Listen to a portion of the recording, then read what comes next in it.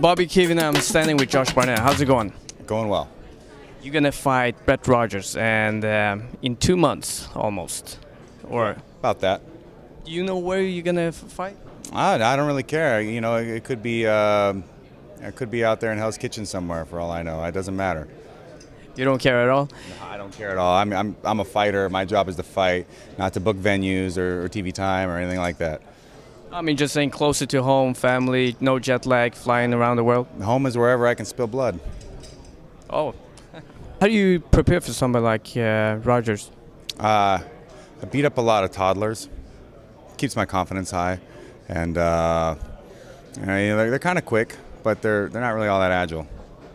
You mentioned at the press conference that it's kind of shame that people are mentioning several other organizations and this Grand Prix that, you know, it's the biggest thing that is happening 2011, and it's media's fault, and it's, you know, more biased.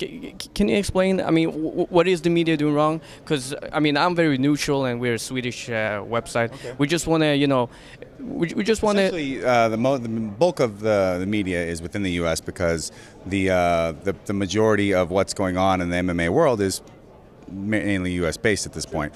So you know, there's a huge contingent that is. You know, the UFC is perceived as the top of the mountain in all ways, but a lot of times that stigma bleeds into the fact that they don't take a fight just for, or the athletes for who they are and what's going on, and you know, they don't take it out of context. And I think it's unfair because you know, it's a sport, it's not an organization. MMA is global. There's guys everywhere, all around the world, that should be getting just as much of a write-up or notice for their credentials and their accomplishments as anybody that just happens to be in the Ultimate Fighting Championship. And there are great fighters in the Ultimate Fighting Championship that deserve all the accolades that are and praise that is heaped upon them. But you know, I think with this tournament, the winner of this is the #1 heavyweight in the world, bar none.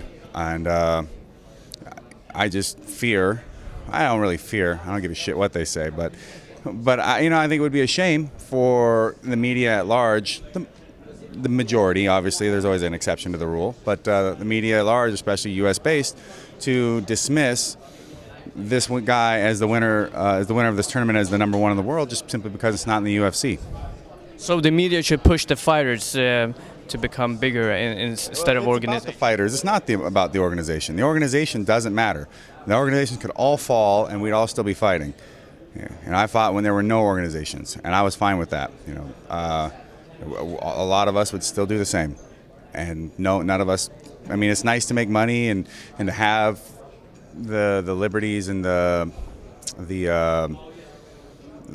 nice things that we're accustomed to, and fighting in this manner with, you know, the flights and TV and such on. But fighting is what it needs to be about. It's about the fighters. It's about their skills and about how they showcase them. What do you need to do to win the tournament?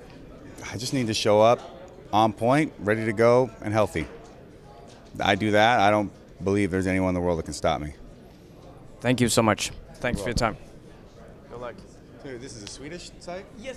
So don't say stuff like fitta, right? Are you still filming? That's perfect. Do you know any other words in Swedish? Should I know any other words? What other things should concern me in Sweden besides that? Nice. Have you been there? No, but let's make that happen.